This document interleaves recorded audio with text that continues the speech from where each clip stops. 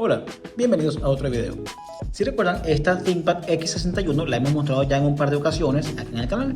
En la ocasión más reciente intentamos reducir las térmicas de este equipo mediante manipulación de la alimentación de voltaje al procesador mediante un programa llamado Throttle Stop, y vimos que esto fue parcialmente exitoso por cuando en efecto redujimos la temperatura del equipo. Sin embargo, considero que no hemos agotado todas las opciones para mejorar las térmicas a partir de software, y es lo que vamos a enfrentar el día de hoy. Acompáñenme. Ok, como pueden apreciar, estamos reproduciendo el mismo video de la vez anterior mientras monitoreamos las temperaturas con el programa llamado Speccy. Y aquí tenemos en este momento el CPU trabajando a 68-69%, igual que la tarjeta madre, que son temperaturas bastante aceptables para un equipo de esta generación.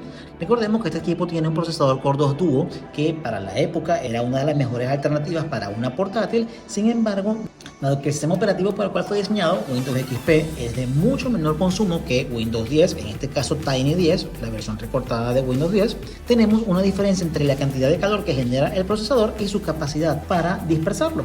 Ya hemos hecho este equipo limpieza interna y cambio de pasta térmica. Ya hemos mejorado mecánicamente la dispersión de calor levantando el equipo por la parte trasera para que haya más espacio entre la superficie sobre la cual descansa y la parte inferior de la carcasa, pero no hemos terminado de solventar el tema del calentamiento. En el video anterior comentaba que este equipo adolece de una serie de fallas, que sencillamente tiene muy poca entrada de aire para la cantidad de energía que consume y por tanto la cantidad de calor que genera. Tiene la capacidad para dispersarlo gracias a que tiene un difusor de cobre bastante eficiente, pero su capacidad para ingresar aire fresco que permita que ese aire caliente fluya de manera más eficiente es muy limitada. Entonces, ¿qué vamos a hacer ahora? Vamos a continuar con las estrategias con software para reducir la temperatura, y en este caso vamos a emplear un programa llamado Fan Control. Este programa es totalmente gratuito, lo he encontrado como recomendado en varios foros y en varias publicaciones en línea. Vamos a ver qué tal funciona. En la descripción del video colocaré el enlace para poderlo descargar. Al momento de instalarlo vemos que nos presenta varios tipos de configuración de sensores.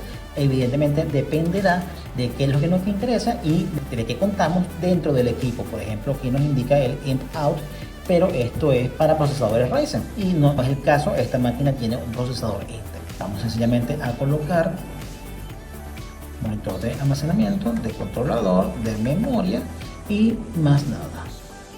Ok, le damos así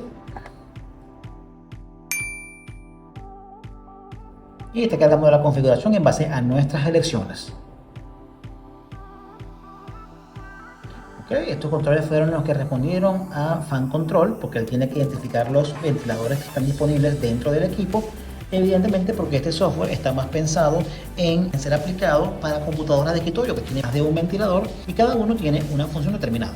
El ventilador del CPU, el ventilador de entrada, el ventilador de salida, entre otros. En este caso nada más disponemos de un solo fan cooler que se encuentra acá. Queremos que arranque de la forma más automática posible sin tener que recordarlo.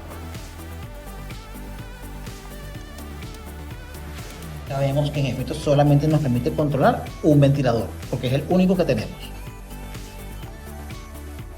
Establezcamos algún perfil. Este programa trabaja bajo perfiles de cómo actuar en función de las necesidades del equipo o las necesidades del usuario. Si vieron antes había un recuadro acá que era sencillamente un perfil fijo de enfriamiento, pero lo borré porque pensé que no estaba haciendo nada. Vamos a crear uno desde cero y vamos aquí abajo. Y vimos que nos permite trabajar con varias opciones. Voy a irme con auto, porque es el más sencillo. Y auto nos permite ver cuál es la fuente de temperatura que vamos a tomar en cuenta. Y nos da varias opciones. Me voy a ir por la primera, que es la temperatura del núcleo número 1 del CPU. Y acá nos da varios indicativos de qué es lo que va a activar el funcionamiento del ventilador. Y acá voy a colocar que siempre y cuando la temperatura esté a 35 grados, acá voy a subirla un poquito más hasta 80, de velocidad mínima del ventilador a 50% y la máxima voy a colocarla en 100%. ¿Ok? Tiene un solo ventilador, de modo que no me importa que sea un poquito más ruidoso de lo normal. Sin embargo, es un ventilador relativamente pequeño. Recordemos que este programa está hecho para máquinas de escritorio también, de modo que ahí sí hace más efecto el ruido. Y si esta máquina fuese una laptop gamer, ahí sí tendríamos prácticamente un motor de avión, pero tenemos un solo fan cooler y realmente pequeño. Entonces el ruido no va a ser un factor tan grande. Pero veamos que tenemos sencillamente un solo núcleo en el medidor. Vamos a colocar otro perfil de auto tomando en cuenta el otro núcleo del procesador y vamos a colocar exactamente las mismas características. Como se aprecia cuando desplegamos el menú, tenemos una gran cantidad de opciones para realizar la activación del fan cooler. Me fui por auto porque es la más sencilla de entender. Esta máquina es lo bastante sencilla como para no requerir tanta complejidad a la hora de activar un fan cooler. No es una máquina de alto rendimiento, no tiene especificaciones muy potentes para la fecha y nada más tenemos un solo fan cooler, de modo que vamos a irnos por la opción más básica y veamos cómo se comporta. Vamos a grabar esta configuración y cerramos el programa. Si recordamos, al comienzo el programa nos pidió marcar la opción de que siga corriendo en el trasfondo. Y si desplegamos acá, vemos que en efecto sigue corriendo en la barra de tareas. Vamos a abrir el SPECI para monitorear un rato las temperaturas desde esta otra plataforma, mientras dejamos que el video en YouTube corra un buen rato para ver si en efecto estamos teniendo mejoras en las térmicas del equipo.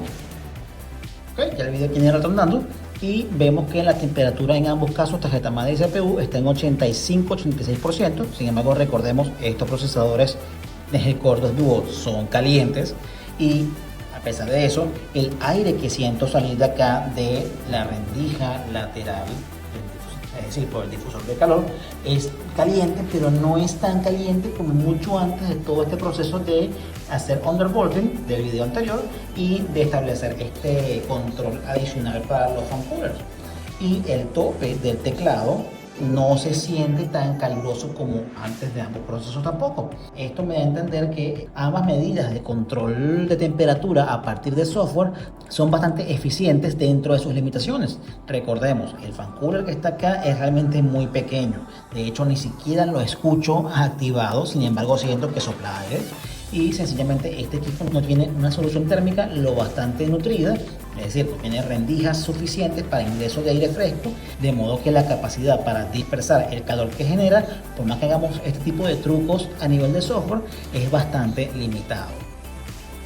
Todas estas estrategias que hemos aplicado para reducir la cantidad de calor emitido por este equipo son un intento de continuar dándole vida útil a este aparato dentro de sus limitaciones. Evidentemente no vamos a utilizarla para juegos AAA, aplicaciones de Machine Learning, inteligencia artificial, edición de videos, edición de fotografías pesadas, producción musical, programación, ni ninguna de esas actividades de alta demanda, pero para actividades cotidianas como ofimática, consumo de multimedia, navegación básica por internet, trabajos escolares básicos, todavía es perfectamente utilizable.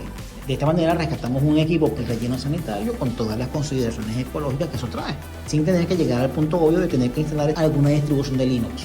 Que estoy seguro que estos problemas térmicos con Linux serían mucho más reducidos, dado que los requerimientos de cualquier distribución Linux suelen ser mucho menos demandantes para el hardware que cualquier versión de Windows 10, por más que sea esta Tiny 10 recortada. Pero una de las debilidades de las distribuciones Linux es que muchas personas no saben utilizarla por miedo, por desconocimiento o por sencillamente estar acostumbrados a o requerir de programas que solamente puedes encontrar en entornos Windows.